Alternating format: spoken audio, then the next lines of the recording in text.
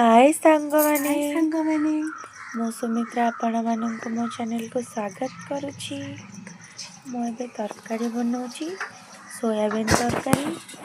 आसंतु देखिबा मो सोयाबीन तरकारी केमिति बनाउछि और सोयाबीन तरकारी भाई कौन सब आवश्यक सामग्री। ये तरकारी बनावा पाई मो बहुत गुड़ा पनीपरिवार व्यवहार करुछि।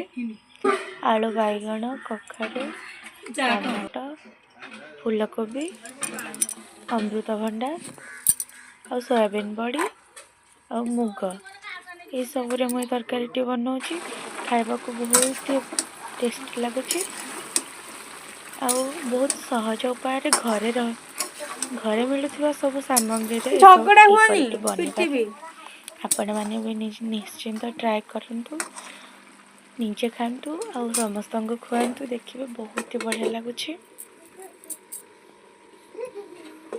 मसला सब पनीपरिया मु कषे सारिबा परे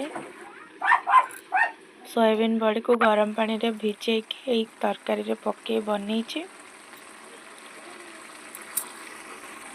बहुत ही टेस्टी लगुच। आपण मैंने भी निश्चिंत ट्राए करंतु और आपण मैंने जदि मो चैनल को नुआ करी देखु थांती तो मो चैनल को निश्चिंत सब्सक्राइब करेंगे। वीडियोटी जदि आपण मानक भल लगु थाए तो वीडियोटी को लाइक निश्चिंत करेंगे प्लीज।